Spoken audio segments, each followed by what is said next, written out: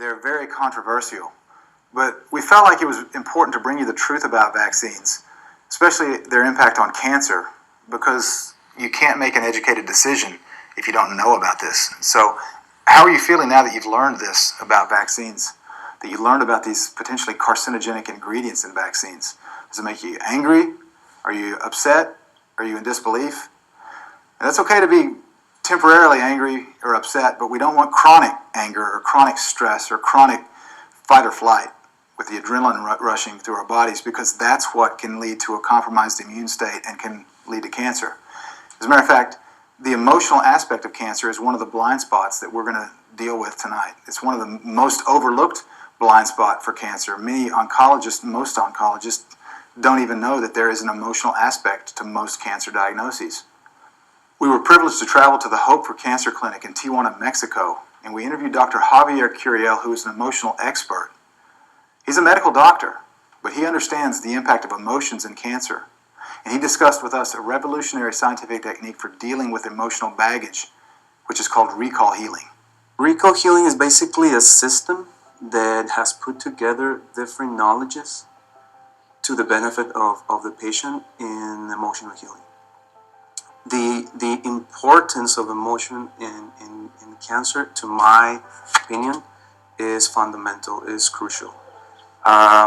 Especially in the last 4 to 5 years, I start to pay a lot of attention to that. Before that, I would consider it important, be stress-free, whatever, but I did not really have understood the deepness of the importance that is, because I believe today, I'm convinced that probably that's the main trigger, the main factor that can actually codify, program certain information at a genetic and cellular level. There's a lot of research that demonstrates the impact of psychological, social stress and emotional. University of Berkeley, I like an article they have by this Department of Psychology. The title is it's called "The Emotional Expression in the Onset and Progression of Cancer." There's a certain group of conflicts. There's specific conflicts and trauma that trigger different types of cancer. Exactly. The reason why we're failing in oncology so much is that we become mechanics of the human body, and we're not paying attention to the emotional and spiritual needs of our patients. When the body starts to heal itself, you can see that old emotional wounds and spiritual pain comes to the surface to be released also. But like we have to assist the body in this detoxification process, most cancer patients also need help in this process.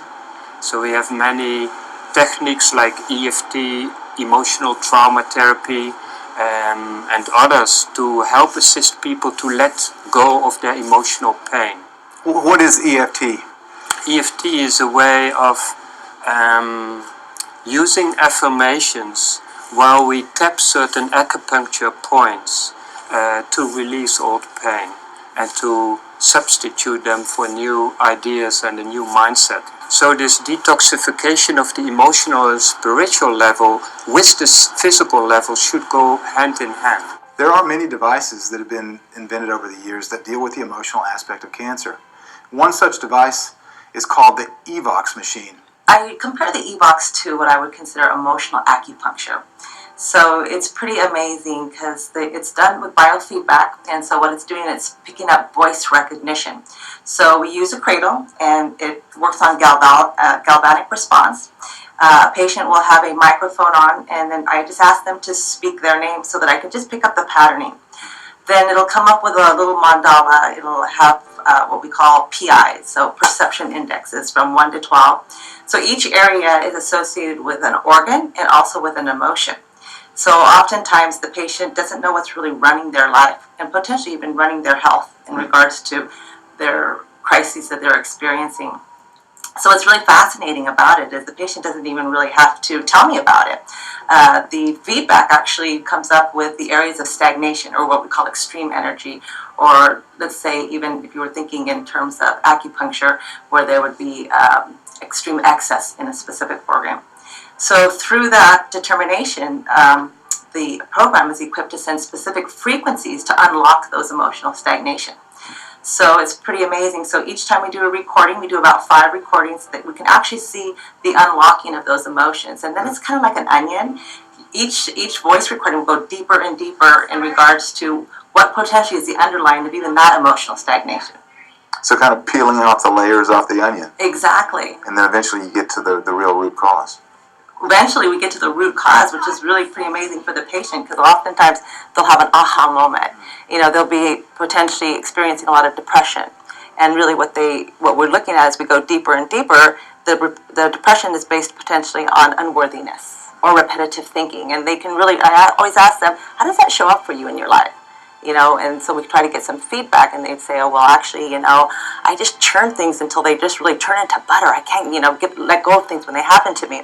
So when a patient's able to really identify, what they actually do, they can begin to actually recognize, oh, I'm doing it again. This is a stuck pattern. And just even that begins to unravel those energies that are stuck. So this can be really beneficial for cancer patients because of the emotional link that we've seen to cancer. We have so many cancer patients that have this emotional trauma, these things that have happened in the past that they can't let go of, this baggage, whatever you want to call it. This allows them to help release that, doesn't it? Absolutely. I mean, we're definitely a believer in Hammer's work in regards to every disease has an emotional component, whether it's a sore throat or cancer. And so it's pretty exciting that we have this information so that we can really look at, potentially, is it the emotion that's causing the problem, or is it the actual organ function that's causing the emotion? One emotion that's very detrimental to a cancer patient is fear. But let me ask you a question. What emotion is it that an oncologist will elicit in the cancer patient when they look them in the eye and they say, you've got 3 months to live? And then they rush them into chemotherapy. In Kaiser, they would get the diagnosis of cancer. They didn't even have time to research. Within a few days, they had to do chemo. Otherwise, the doctors would tell them they're going to die or it's going to spread everywhere. So they would come. One patient I had, she had urinary infection, and next day she had to do chemo. I said, no, hon, you have to take care of your kidneys first, or urinary infection, get rid of the bacteria, and then do your research. It's no rush. You didn't get cancer overnight. Cancer is a process of 10 years, 12 years. I mean, within 8 years, you get the tumor. Sometimes people don't get diagnosis until 10, 12 years. So they kind of tend to scare the patients, and they get worried. They don't have time to research. Then they start the chemo. And oncologists and ISIS use many of the same tactics of fear to manipulate your behavior. Yes, I'm comparing oncologists to a known terrorist organization, because they use the same tactics to try to control people. In fact, terrorism is the use of fear. The definition is the use of widespread fear, the threat of fear, the threat of violence, in order to achieve a desired behavioral or decision-making outcome among people. So by definition, what many oncologists do today is a cousin of terrorism. That's why it's unacceptable. That's why some of them are going to jail. That's why they're criminals. And that's why more of them should be arrested. And that's why you as a patient should be extremely, extremely skeptical of anything that an oncologist tells you, because it is in their interest that you say yes to what they are pushing. I did recently see an HBO special where the oncologist told a lady that she had 6 months to live, and if she did not do chemotherapy, that she would eventually die within 6 months, and that she would feel like she was drowning as she died. In my opinion, it should be criminal for an oncologist to treat a cancer patient that way. I was diagnosed with prostate cancer 10 years ago, and I had the fear of death put into me by the urologist. And he had a bedside manner of a Neanderthal as far as I was concerned. And it prompted